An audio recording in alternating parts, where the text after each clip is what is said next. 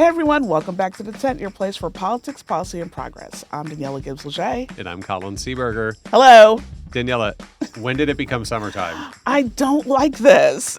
It's too hot. It's so hot. I am like running home, immediately running into the house and turning on my AC to drop it down a few degrees from being at the office during the day, and it's ridiculous. I'm not ready for it. No, can we have spring?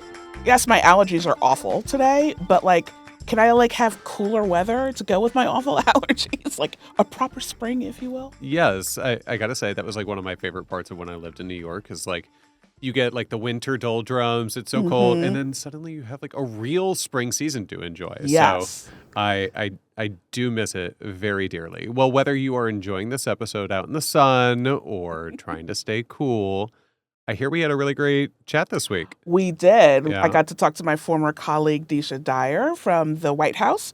She's a former Obama White House social secretary, and she has a new book called Undiplomatic.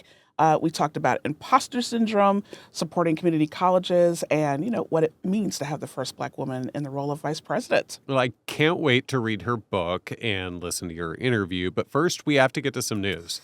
Yes, we do. And I just want to ask President Biden if he's a Dua Lipa fan, because he seems to be all about new rules these days. Yes.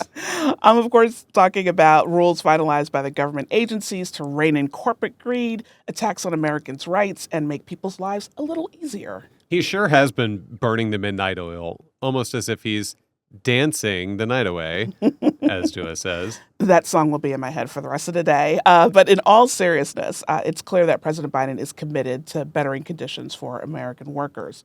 So last week, the Federal Trade Commission announced a new rule banning non-compete agreements for most workers. It's a huge deal. It really is. So non-competes bar employees from leaving a job to go work for a similar business or to start their own competing business.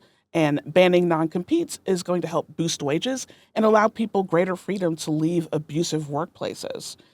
Last week, the Biden administration also extended overtime protections to more than 4 million workers. And it's all a part of President Biden's economic agenda of promoting competition, cracking down on corporate greed, not only to level the playing field for small businesses, but to lower costs for American families as well. He also continued to crack down on junk fees so wealthy corporations can't get rich while leaving consumers out to dry. For instance, the Department of Transportation just announced that airline customers whose flights were significantly canceled, or who don't receive a service promised as part of the flight, such as Wi-Fi or meals, will be able to get a full refund. Now, as somebody who has had to deal with this a lot, that is great news. These are just the kind of policies, that seem small, but have real impact on people's lives. They really do. And, remember that this comes directly on the heels of other announcements that the administration has made, cracking down on companies like Airbnb, Ticketmaster, SeatGeek to eliminate unnecessary fees. So seeing Taylor Swift or Beyonce is a little less painful for your wallet. But, the administration isn't just using its power to try to raise wages and lower cost. They're passing, a whole host of rules to protect our rights and make us safer. So, for example, the EPA recently passed its first ever drinking water standard a few weeks ago to protect people from substances called forever chemicals, things like PFAS. When they're found in the water, these chemicals have been linked to an increased risk of cancer, negatively impact heart health, infant growth, and a host of other health problems. And thanks to investments in the bipartisan infrastructure law, local systems will actually be able to remove these chemicals in order to comply with the new standard. So it's really kind of a whole administration-wide approach to actually protecting our health. So we love to see it. We do. And in the midst of widespread attacks on reproductive freedom, the administration also just recently announced updated medical rules to protect patient privacy around things like abortion care, IVF, birth control, and other forms of reproductive health care. Also this week, the U.S. Drug Enforcement Administration announced it will propose a rule that would reclassify marijuana as a less dangerous drug. And while, there's certainly more work to do to mitigate the harms of marijuana criminalization, particularly for Black Americans, it's a significant step in the right direction for the kind of change that we need to see. And, let's remember all these rules go to show this is the kind of progress that can be achieved when government works in the interest of the people, in focuses on the things that matter to them, like protecting their health, protecting their rights and freedoms, combating historic inequalities, and reining in corporate greed to make things just a little bit more affordable. They just have to have a partner on their side. hmm It's really encouraging to see so many of these changes coming out in the last few weeks. But now I want to turn to something that's been dominating headlines this week. I'm sure if you've turned on the news, you've seen college students across the nation striking up protests on their campuses with a range of demands, including supporting a ceasefire in Gaza. There's been so much disinformation and spin out there about these protests. So I want to set the record straight on a few things here. First of all, hate, harassment, and violence has no place in the United States. Full stop, period. Anti-Semitism and Islamophobia are reprehensible, they're dangerous, and should have no safe harbor anywhere in our country. And that's why President Biden has talked about the need to address the alarming rise in both anti-Semitism and Islamophobia in the United States. Second, freedom of expression is a central tenet of our democracy, and protests on college campuses have been a staple of free speech and activism in this country for decades. I mean, look no farther than the civil rights movement or the protests against the Vietnam War. The ability to peacefully demonstrate is something that makes our country unique, and that should be celebrated. So, students are justified in peacefully demonstrating about the plight of innocent Palestinian people who have been killed or are suffering or starving in Gaza, just like those who are protesting over Hamas's terrorist attack in Israel on October 7th. But we should also be clear. Federal agencies must step up to defend the rights of students and faculty and protect them from harm. Colleges need to foster an environment where free speech is prized and all students can learn without fear of intimidation, harassment, or threats of physical violence. Every student should feel safe on their campus. And law enforcement should be the absolute last resort for responding to campus protests. There is a well-documented and very tragic history of police-driven escalations on American campuses, and they need to exercise much more restraint.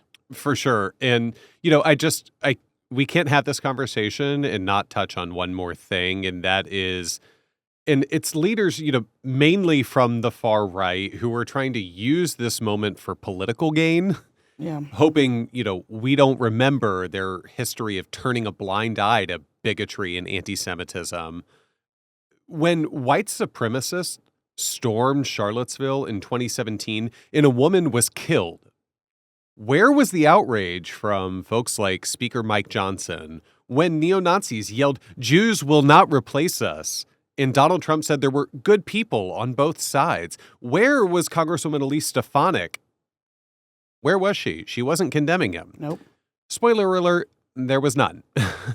Fast forward to today, and, have you heard them condemn Trump for saying any Jewish person who votes for a Democrat hates their religion, or comparing campus protesters to January 6th insurrectionists who are serving jail time, or for suggesting those events in Charlottesville I just mentioned were, quote unquote, peanuts?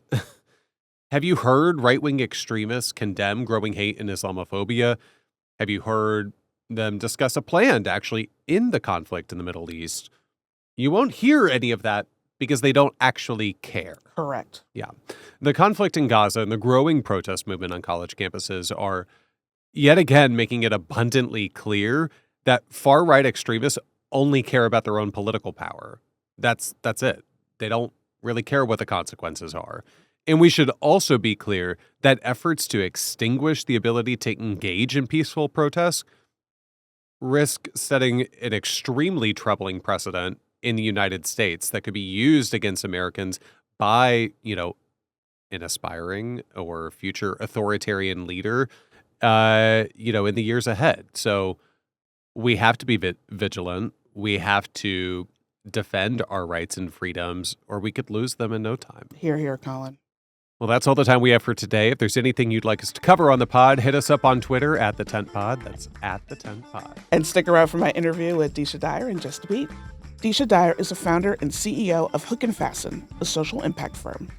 She recently published her first book, Undiplomatic, about her journey from being a community college student to becoming social secretary for the Obama White House.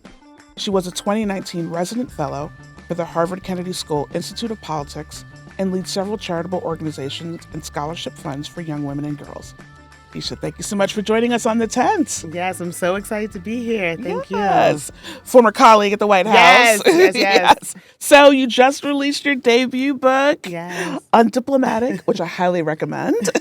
So tell us about the book. What is it about and why did you decide to write it? Yes. And so again, thank you so much for having me here. It's always good to see you. So Undiplomatic is about my journey from being a 31-year-old community college student who just took a chance on applying for a White House internship because I was kind of caught up, like many of us, in the magic and the hope and the change of Barack Obama's campaign. I got the internship and then got hired at the White House in 2010, continued to rise to the senior position. And the book not only takes you through that, but it takes you also through my battle with really chronic imposter syndrome, with feeling like I just didn't belong there. I didn't deserve to be there. I didn't have the pedigree of everyone else, despite continuously getting promoted. So the book kind of takes you through the evolution of imposter syndrome, gives some advice and lessons, but also entertains while doing it. Yes. The role of social secretary is such an interesting and important one. And it's one that doesn't get a lot of public attention, outside of the Beltway. So can you tell us what the social secretary does and maybe share one or two of your proudest moments from your time in the White House? Definitely. So the White House Social Secretary is in charge of all the events at 1600 Pennsylvania. So the actual executive mansion. And I always want to stress that because, as you know, and I think many people know, that the White House itself is large with an office building and with some other buildings. And so the Social Secretary does all the events, from the planning to the execution, with an amazing team of any event that takes place at the White House. So it could be a state dinner, it could be a private birthday party, it could be a message event, it could be a presser, anything like that. And what I would say is, like, some of my proudest moments is probably I was a band kid all my life. I've been a band kid. Same. And so I'm in the color guard. Love it. And I was able to bring a marching band, a historically Black marching band from a college, to the South Lawn for the opening of the Smithsonian African American Museum. And then I also was able to welcome in Girl Scouts to sleep on the White House lawn for the Girl Scout campout. And they got a special badge for it. They also were evacuated because we had a thunderstorm, but it was fine. They were fine. Those are probably two of my, I have lots of proud moments, but I think off the top of my head, those were just very special moments to me. That's incredible. So, as you mentioned, a major theme throughout your book is imposter syndrome. I want to dig into this because it is something that I have struggled with, and I know lots of other people struggle with. So, how did it play a role in your journey? And, what would you tell folks who are currently experiencing this in their careers right now?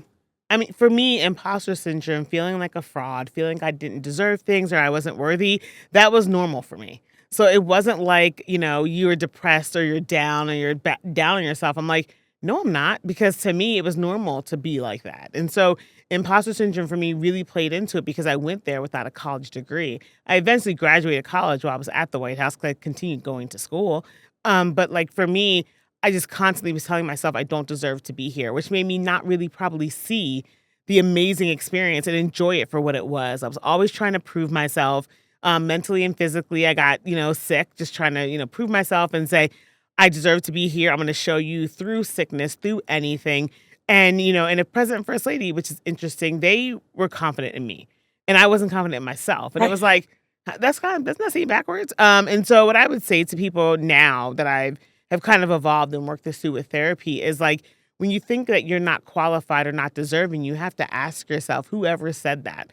Where was the proof of that? And you usually, most of the time, no one can come up with an answer, right? Which means that it is something that is rooted from maybe childhood or adolescence or something that happened before that made you feel like an inconvenience or a lack of that has just grown over time. I don't think it's natural for us to, feel like we're not worthy. Like, something's not, how does that happen? Why don't we go the other way and feel, so I think that to me is the advice that I give, is to dig up the root of when it started and where it's coming from. because most likely it has nothing to do with your present day and who you are. That is outstanding advice, and advice that I wish I had heard, Me too. Me a couple too. years ago. So, as a former community college student, I wanted to get your take on the Biden administration's work with community colleges. They've increased training opportunities in the semiconductor industry through the CHIPS and Science Act, for example, and have also proposed measures that would lower the cost of community college and reduce student debt. So, what do increased opportunities and lower barriers for entry to this education pathway mean to the students who rely on community college? Yeah, I think it means an equal playing field. I think it means a chance to be like everyone else, a chance to have your foot in the door, a chance not to feel like you're a step behind. And I think that plays into confidence too. I think a big thing for me was community college was like less than other colleges. And so I felt less that as a whole, right? That I couldn't finish a 4-year college, that I dropped out or got kicked out, depends on who you ask. But I, it made me feel like I just couldn't do that. So I think that these new measures that they're taking kind of puts it so community college is just on par, just as competitive with any other degree, any other skills training or anything like that. And not only are they doing that, but they're making a really concerted effort to bring community college students into the White House. Like I've done some work with them and spoke to the personnel office about hiring from community colleges. I mean, Yeah. it's just really important. So I think that what it means is like not only renewed confidence that like, the path that I took was not, like everyone else, but it's still the right path. And I think it gives you confidence. And it also gives you a chance to feel just like, I'm actually contributing and I could do this on the level in which I'm comfortable with. And I think that that's a wonderful thing. I agree. So, speaking of confidence, I know for me personally, having a Black woman in a role of vice president is really powerful. Hmm. And I feel like Vice President Harris recently has like really been on a roll in Hmm. terms of the work that she's doing. And she has a fan club, the K Yes, Hive, of course. Yes, which of course. they are entertaining, but also they come with the facts, which I Yes, really love. yes. So I want to ask you, what does her leadership mean to you, and for young Black women in our country, like right now? Yeah, I think her presence for me is like the presence of being able to look even at the State of the Union and see a Black woman behind the president up there with the speaker, right? Hmm. Or even, seeing her dance or seeing her do cultural things that were just like, we could identify. That's like kind of how I was with Barack Obama. Like he would do and say things. I'm like, I can identify with him as a Black person. And that made me feel like I was more part of politics. And so I think that to a lot of young women, even if they don't aspire to be vice president in any sector that they're in, they're like, look at her and see how many barriers she pushed through. I mean, still pushing, not Yep. push, still Hmm. pushing, let's be very clear. Still pushing through, and say that like they can do that themselves. And it sounds like a really corny thing. So I know when people say to me like, I look at them, I can do it too. I'm like, I know it sounds corny, but when you're in the thick of whatever it is, especially as a Black person in your career or in your job, any amount of information, any like small thing of like hope that you can cling on to is helpful for you, right? For your mental, physical, just getting through. So I think her leadership, especially for this country, just shows, and that we're moving forward. I Yeah. think even if people, they can pick apart a policy or whatever, however they feel, but I think they can't deny, what I mean, who she is and what she means, right? And they can't deny that there's a whole bunch of other ones that are coming behind her. I think that's right. Um, I have to talk about the passage in your book Mm. when you're on Air Force One and the president comes by, Oh, man. and I forget exactly how the exchange went, but it ended with you saying, "I could jump out." When I tell you, I audibly hollered. I was in a library reading, and I hollered out loud because it was so funny to me. Oh my Can you gosh, walk us through Daniella. that moment, please? I mean, first of all, to my credit, I was exhausted. We had just, it was the national tragedy of the shooting at Fort Hood, and all of the regular staff was over in Asia preparing for the president to come. It was an advance trip they were on. And so when it happened, and I was in the department, the intern in the department that went ahead of the president, they were like, well, there's nobody to go. So, hey, intern who's 31, like, can you go down to Texas and help out the team? And I'm like, I don't even know what that means. Like, first of all, I didn't even know I was going to Texas for a while. So I packed my bags, went, and on the way home, after the ceremony was over, everyone was talking about getting on Air Force One and coming home. And I'm thinking to myself, well, nobody gave me a plane ticket. Like, where's my Delta ticket? Like, how am I getting home? Right? Like, Yeah. am I flying home with the military? And someone said, our dear friend Darian Page, who was in charge of Veteran Affairs at the time, and she was down there, of course, it was the base, and she said, oh, you're on Air Force One with us. And I was like, well, who? Like, what? I was like, where do I sit? Like, I didn't know anything. Like, do I get a seat number? And she's like, her and Kristen Jarvis was like, I'll show you. And so I went, and I sat on the plane, and I was like, I'm staying awake because I'm not missing this moment. I'm like staying awake and stealing whatever is not nailed down. And the president comes around and says hi to people, and he looks at me kind of like, I don't know who this person is, but very nice as he is. And Reggie says, Mr. President, this is Deesha. She's our intern. And he was like, oh, I didn't know interns also, kind of flew on Air Force One very nonchalantly. And then I just blurted. I was so embarrassed, and I was so like, I'm in the way. I was like, I can jump, I can leave, I can jump while we're in the air. And he kind of just looked at me and was just like, okay, well, good to have you on board. And I was like, oh my God. Oh my God. And I was like, I'm going to be fired tomorrow. I just offered to jump off this plane, Yeah. But clearly they hired me actually. So opposite worked. It was all fine. The first time I met the president, it was before an event, and we were in the Red Room, and there's a picture of me and Karen Richardson talking to him. I don't remember what I said.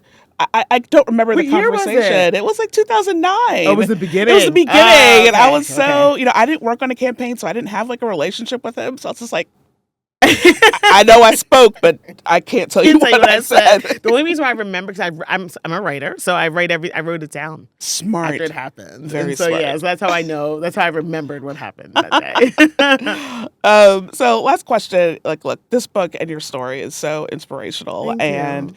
I'm sure you're seeing impact on readers already across the country. So tell us about some of your favorite moments that you've experienced so far. I mean, I knew that I'm floored. I'm still floored. As I said when I came in here, I'm floored. It hasn't caught up to me yet because I just live my life. I live my life in the sense of a survivor. Like, how can I survive? Like, whether it was like trying to find a place to live or eat or anything else or, and then going back to school and then working for the president. I never did any of this out of inspiration or promotion or anything like that. And then I was like, well, I'm going to write about this because when I go speak, people are like gravitate to me and they're like, your story, you're so real, you're so vulnerable. And I'm like, isn't that how everybody's supposed to be? Like, I don't see it as any different, Right. But the reaction that we've gotten to this has been unbelievable. I think the biggest is probably from women, I'd say. And a lot of them are like, you make me feel seen. You make me feel like I'm not, crazy. I'm not wrong in the world. Like, you make me feel like my presence as it is accepted with whatever I look like. And I'm like, absolutely, absolutely. Because I did not change how I looked. I did not take out my nose ring. I did not take out my earrings. I didn't change my talk. And I still kept getting promoted, And while I, had imposter syndrome, I stuck very closely to who I was because I had to. I didn't know any other way, really, And the reaction of people saying that this is changing them, even now I get chills because I'm just like, I was just living my life and I just wrote it out. And I didn't know that it was going to have this effect because I just think everybody's supposed to be vulnerable and open and honest, So I'm like, isn't that how everybody is? And people are like, no, you were like authentic. I'm like, isn't everybody authentic? Like, No. How do you put, like, it's so much effort to pretend, you know what I'm saying? Like, and I think for me also, like, I would get fired from a job before I would change myself. At that point, I'll just go back and work at Target. I'm fine. Like, you know what I mean? Like, I just can't. So, the reaction has been, it's just all love, and I know there's some non-love coming, but I'm okay with that. It's not for everybody, and that's fine. It'll reach who it needs to reach, and it has been. So, yeah. That's great. Like I said, it's a phenomenal book. Thank you. Your story is so inspiring. Yeah. Like, as soon as you said, I saw it on Facebook when you were like, I'm writing this book, and I was like, oh, this is so amazing. And I just love seeing the reaction from like our former colleagues. Yes. It's wonderful. It's such a great supportive community. Yes, yeah. And for me too, I think with we have Black 44, our Black colleagues, and there's not a lot of people who are writing books from a Black perspective of the Obama world. And I was very careful, as you see, that I didn't tell their story. I told my story. Mm-hmm. You know what I mean? And I think that resonates with people who were just like, yeah, she's a regular girl who had an or irregular life, and it was great. It's been great. Right. Well, I wish you continued success on the book my tour. darling. Thank you. And thank you so much for coming on the tent Of today. course, thank you for having me. I love seeing you. Yay. Thank you. Well, that's all we got for this week. Be sure to go back and check out previous episodes. Before we go, we got to talk about the White House Correspondents' Dinner. Nerd prom. Yes, as they call it, nerd prom. Although I said that to a reporter once, and she got really offended. She's like, I am not a nerd. I was like, Sure. Okay. Okay. Take a breath. So for those who may not know, every year the White House Correspondents Association throws an annual gala. It's actually a fundraiser, and they sponsor sponsorships and scholarships for aspiring journalists. They recognize outstanding journalists doing work. And they all gather in DC and they get all glammed up, and like celebrities are invited by different outlets. And then there are a whole bunch of parties that happen during the weekend. Yes, I was actually invited to a party at the Swiss ambassador's residence this past weekend, but Nice. the party didn't start until 10:30 at night, and the only party that I'm having at that time of day, I do have a 2-year-old. The only party that's happening in my life at that time of day is a pajama party. Oh, that's a sleep party. Yes, very much. But I did actually stay up a little past 10:30 because I did want to hear from, every year at the dinner, a comedian is invited to present to everybody give some remarks to the audience that's convened, and the president, who typically is in attendance for this special dinner. And this year it was Colin Jost, Yes. who, of course, of SNL fame and Weekend Update co-anchor. What'd you think? I thought he did a good job. I know that there's like controversy because some people think the jokes fell flat, but I was laughing on my couch watching it. I like Colin Jost. Yeah. It's a dry humor, and I get that some people, that's not their vibe, but for me, I very much appreciate that. So I was cackling at a lot of moments that he was having. It was a riot, I thought. And you know what? I just gotta say, you go Scarlett Johansson. I mean, she was getting so much love from the president. Gave some remarks right before Colin. Colin was, shouting her out repeatedly throughout his remarks. She looked beautiful. She did. I gotta give Team Colin, some credit. I felt like he did a good job of meeting this, political moment and social moment that the country is wrestling with, and also at the same time, not, allowing that to squelch our joy. Yes, because some of those jokes, they hurt. They burned some people. They sure did. Myself included.